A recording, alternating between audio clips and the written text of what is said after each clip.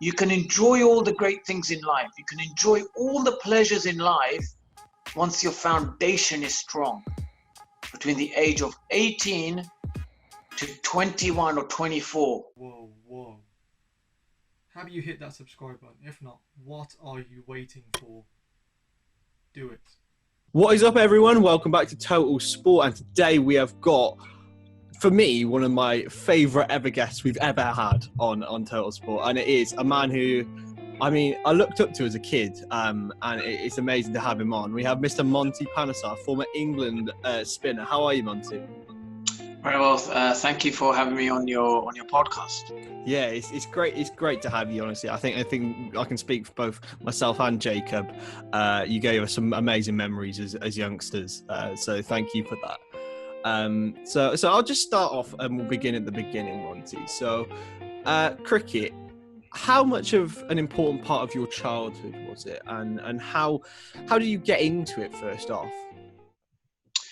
I think it's to do with your local area. Now, my local area, I had Luton Town and Indians, which was a very big, I think Luton as a town is very much into like boxing, athletics, cricket, plus the football, It's a very much sporty town. And so sometimes it's to do with your location.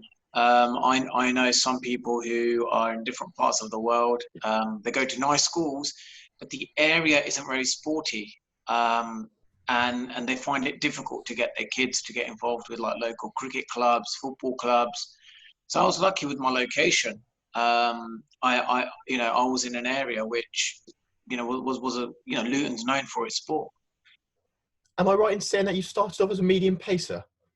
Well, I wanted to be like Wasim Akram, and wanted to bowl, really quick. But obviously, at the age of 15, I found it quite difficult to gain any pace. And then Paul Taylor, who was a Northants pro at the under-15s Bedfordshire training camps, he was there, and he said to me, why don't you bowl spin? And I bowled spin, and it was just turning square. And he goes, don't change ever. And so that was the best advice Paul Taylor gave me. And whenever I see him, he's my messiah. I always bow down to him and I say, thank you so much for that piece of advice, because you changed my life. Absolutely. Would you say that's the best piece of coaching you've had? And what other pieces of coaching would you say have been really important for you? Yeah, that was probably one of my important ones. There was another moment at Lord's when Duncan Fletcher said to me, bowl against the slope, because then the left-handers, would expect the ball to turn, but you'll attack the outside edge, and you don't have to turn it as much. And I got a couple of the batsmen out, on the outside edge. So that was another really good piece of advice. So yeah, for me, I've always been very lucky to have coaches around me who are of spinning background. The likes of Nick Cook was brilliant for me at Northants. John Charles, at Essex, was unbelievable for me as well. So for me, it was generally as a whole, I really was very blessed with good coaches around me. Duncan Fletcher is quite a fascinating character. We talk about Nasser Hussain. He really rates Duncan quite highly. What was it like playing under him, in a way?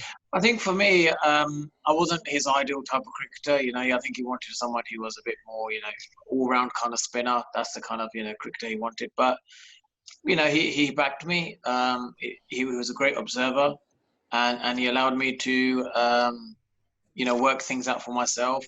And he gave me the opportunity to play, so I just wanted to take wickets, do really well, and I was just very pleased that I enjoyed his style of coaching. I've never come across any coach who coaches like him. He's very much an observer. He doesn't say too much. He very much is hands off. Won't say too much, but just watch and observe and see how you're developing. A great observer, one of the best observers I've ever come across.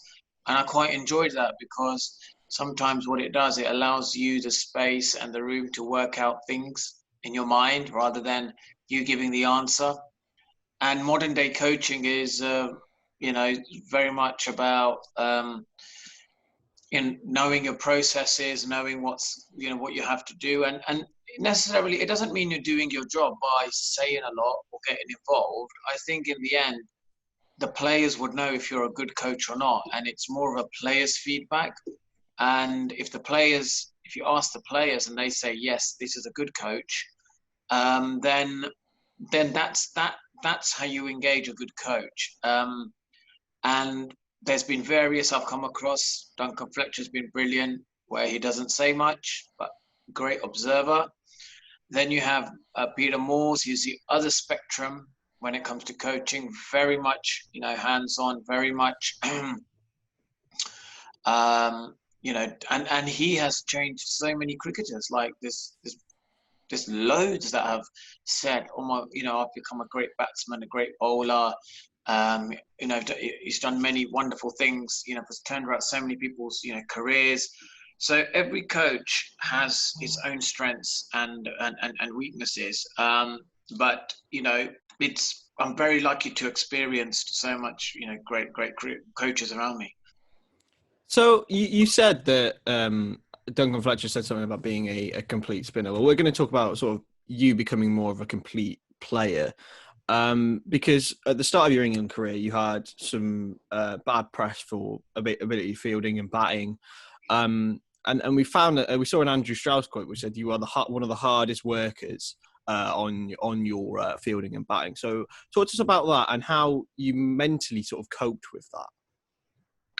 Well, I think for me, I was very lucky. Again, I had a life mentor and a coach, and at that time there weren't many people, sports people, who would have a coach or a mentor. It was kind of a new thing when I was there, and I already had one. And the reason I did is because I found it easier to, organize my mind, organize my skill work. And sometimes it's good to just have an external team away from the team that you're playing with, have a personal fitness trainer, maybe an agent, have a mentor. And it's nice just to, put everything in order for you. And then when you go out and perform and you go out and train and you go into the sort of back into the team, they're going to think, you're already ahead of, the other players because you've done the mental preparation. You've also done the extra fitness work as well, by having another PT, so your fitness levels are much higher than the other players. And little things like that, it's all about one percenters. You've got to have this 1% edge. It's a mentality of how can you, develop this extra competitiveness. It starts from the diet, through your discipline, through your fitness levels. These are all aspects that, an England selector, an England environment, when you enter it, is a competitive environment that you need to be on top of your game. Talk about having a mentor. During, your time in the England team, we had some great batsmen, Ian Bell, Kevin Peterson. Wasn't your batting mentor Paul Collingwood in the 2009 Ashes? And if it was, how much did he help you? Yeah, Paul Collingwood was absolutely brilliant because I could relate to him very much because he was a player who didn't have a lot of talent, but he made the most of his talent. He was one of the few players which I would say overachieved, and he was brilliant. He was brilliant at making the most of himself and understanding. So with me, he would keep things very simple, and I already felt he was going to be a good coach, and it doesn't surprise me that he is already, in the one-day fold, and he's been very closely linked with, as an assistant coach with the England team. And that's what I believe, that I think, he has got the credentials of being a fantastic coach because the way he was explaining things to me, against a fast bowler, keep the bat lift really short, hands close to you, because, you don't have time to have a high back lift. The ball comes too quick. You cannot react. And small points like this, it makes a huge difference. Against spin as well, footwork, get that press either in early or late as possible, because then you can, detect the length very quickly. They're very small pointers, but sometimes, you come across some great players and you find it difficult to understand small little tips. But someone like Paul Collingwood, I found them very easy to grasp because of the way he explained them. Yeah. So moving forward, England don't often play with two spinners at home. But when you played with Graham Swan, did you feel that gave England an advantage playing with two? And how did you find playing with him? Well, I believe playing with two spinners was a good decision at Cardiff, but I wasn't bowling well, and neither was he. So we both weren't on top of our games. And I do believe that if you're going to play two spinners, the pitch needs to be already worn away. It needs to be like a second or a third day pitch on the first day. And the ball needs to start turning from day one. That's what you need, because then both spinners can be involved. And also it's another sort of skill for a batsman. Can they play against the turning ball? A lot of people talk about seaming, first day is a very common thing, but why can't the ball turn on from day one? We tend to protect the ball turning, but we don't mind the ball seaming. And I'm always up for, the ball spinning from day one in test matches. Do you think that's maybe the reason why, since you and Graham aren't in the England squad anymore, why we struggle to have a frontline spinner? The reason we struggle to have a frontline spinner is because we've got the likes of Stuart Broad and Jimmy Anderson, who are world-class bowlers. And for them to be world-class, we don't need a frontline spinner. We just don't need it because of their record. They can bowl a side out in the first and the second innings. They have skills where they swing the ball with a new ball in the first innings. And in the second innings, they're able to, have other skills like the wobble seam. They seam the ball, and the pitch is uneven. And they have the skill of knowing that on the same length, the ball bounces higher and then the ball bounces lower. This is something that only world-class seamers know how to do. So we don't really need a frontline spinner. We can, in fact, play with a spinner who can bat a bit, because our top order is relatively inexperienced at the moment. So that's why the likes of Dom Bess is getting a go, because lower order runs are valuable at the moment. Absolutely. So you mentioned Cardiff in about playing two spinners and stuff like that, but we're going to talk about yourself with the bat in Cardiff, because I actually remember watching this and feeling extremely nervous when Jimmy Anderson and Monty Panesar were trying to survive to draw the Test match. Two batsmen who are well known for not being unbelievable, but how did you guys do it? Well, that's sometimes, sports is a great thing. And there's been many incidences in other sports as well, where, miracles can happen. And that's what happened. That was one of them days where we took ball by ball. And that's a great example of something where in life we think, well, we cannot achieve a target, that's impossible. But if you break it down and take it ball by ball, anything is possible. And that's what I believe. I believe, you can achieve anything in life, but it depends on your mindset. It depends are you thinking 10 steps ahead?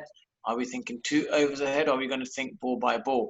So that gives me huge encouragement that if I want to set my, goals on anything I want to do, I know I can achieve it as long as I just take it step by step, that eventually, we'll get there.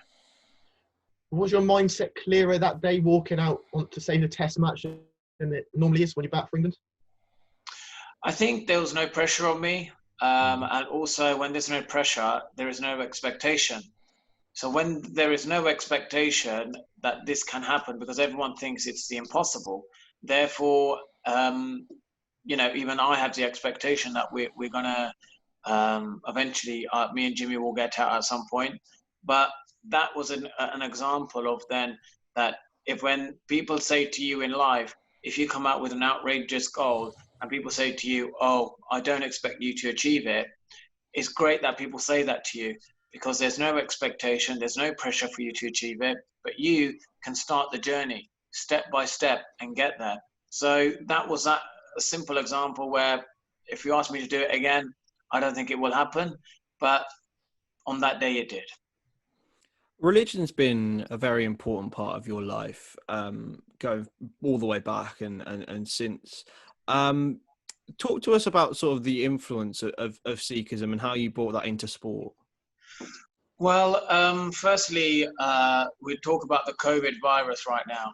Even the atheist, the person who does not believe in God, believes in God now. They believe there's an invisible force, an existence, a universal energy that connects everything together, humans, plants, animals.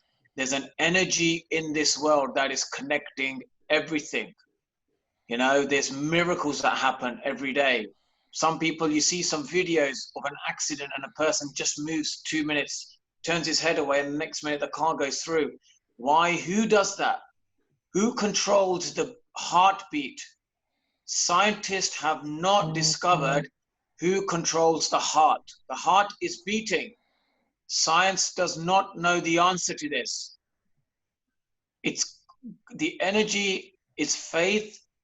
All rivers go to the ocean, and the ocean is what we call this universal energy, positive energy, spiritual energy, whatever you want to put your name to it. And everyone has access to it. We have access to it every day. And this coronavirus, one thing has been positive that's come out. The non-believers are saying there is God out there now. Even they are believing in God.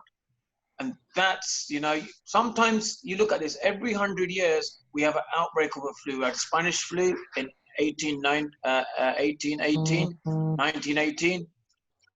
Ozone layer's been nearly repaired. Sea levels, you know, is like 20% chance for the sea levels to go up by 1 degree. The air's been cleaned. Everything's been done. You know, this is because of us humans abusing Mother Earth, that then God created something for everything to be cleaned up as well. And that's the other side of things, the non-scientist view, where the scientist will think, I need the facts, I need the figures, I need the logic. Then explain the logic. Why does the heart beat? Where are the facts for that? See, this is my whole point. Miracles happen in this world.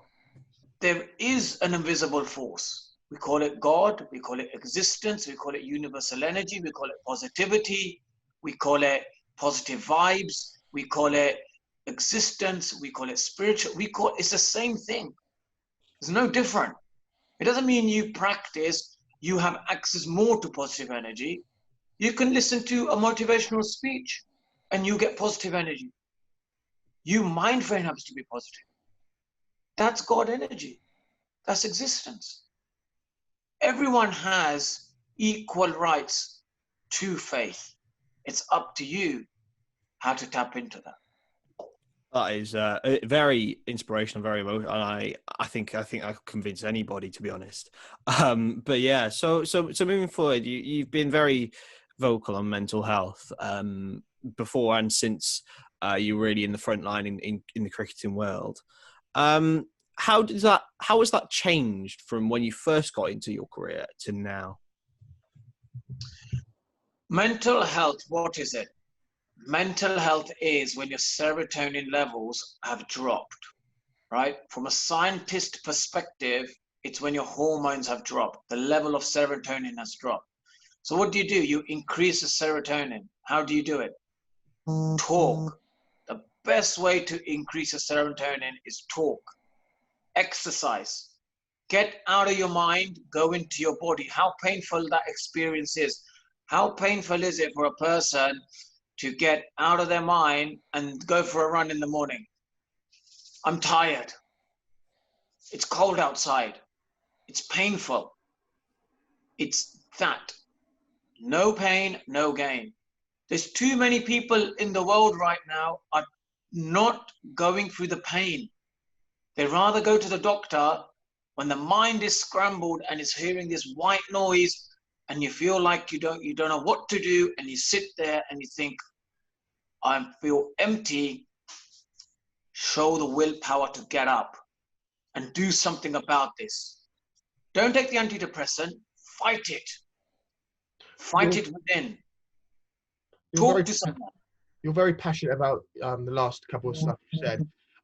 Is this something you want to go into and keep telling people in the future, or is there something else on the horizon? I want to be a commentator and a media broadcaster. So my goal is to work in the TV entertainment industry, and also I would love to work in the media broadcaster. That's my goals. Work on TV, become a TV personality. A lot of people say that you've got the personality for it. You know, you're a very, very watchable person. You're unapologetic. You're a people's champion.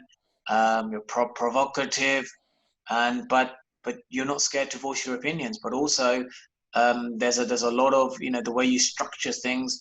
You don't just say it. You really know how to put an argument together, but you voice what you feel is right. And 9 times out of 10, everyone said to me, you do tend to voice the right things.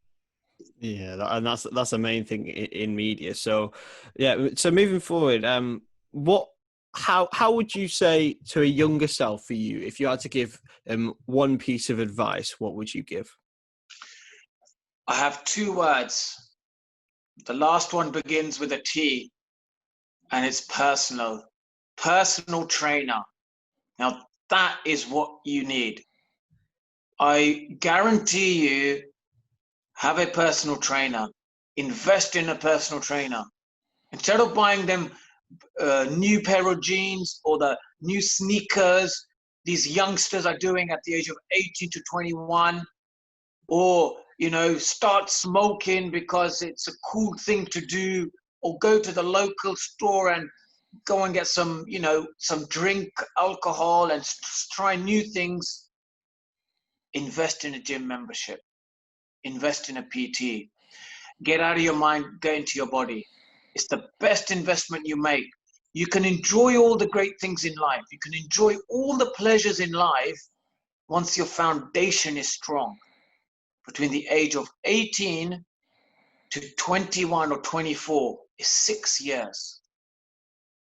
They are 6 years of your life, which if you get the 6 years right, the rest of your life will be much easier. You can do all the other stuff, the fun things, the things which, you hide behind your parents and they don't know. Do it after 24. Once you've got a good foundation, good education, following your passion, your dreams. Michael Jordan, at the age of 18, was with the Chicago Bulls. He became one of the greatest basketball players ever. He made a decision when he opened the door in this party and he saw all the other players, everything there, alcohol, weed, drugs, women, all laid out. He closed the door and he goes, I don't want to be in that circle. I want to be the best basketball. And when you're after 18, you get exposed to everything. And you think, wow, this is the secret garden. Only I've got this freedom and I'm going to enjoy it. Guys, please don't get distracted. Focus where you want to go in life. Focus on your goal. Get the foundation right. You can catch up. You can always catch up. But if you get the foundation wrong, you'll be running like a hamster, because you'll be always, you just be difficult. Absolutely. Jacob, have you got anything else? No, just listen to Monty the last couple of minutes. You could see why he's such a really good speaker and always lessons he's learned. I think anyone watching this will take it certainly in. Absolutely. It's been a real pleasure, Monty. Where can we find you on social medias and stuff, pal? At Monty Channel, which is on Twitter, at Monty Panesar on Twitter, at Monty Panesar Instagram. You can add me on Snapchat, because I know you youngsters love Snapchat and I want to tap into the younger audiences, do fitness videos, because I like to reach all age of my fan groups. I realized, Snapchat is a nice way of connecting with the younger audiences, do fitness videos, Instagram posts as well. So yeah, I like to, engage with all my fan base. Yeah, so everyone go drop Monty an ad, a follow, or whatever it is on the certain platforms. Just once again, a massive thank you, Monty. It's been a real pleasure having you on. As you said, you were one of our childhood heroes, so to have you on is unbelievable. And yeah, make sure you hit subscribe to TotalSport. We've had a great reaction to the last few interviews as well, so keep it all up, guys. So thank you very much, Monty. We'll see you next time. Thank you.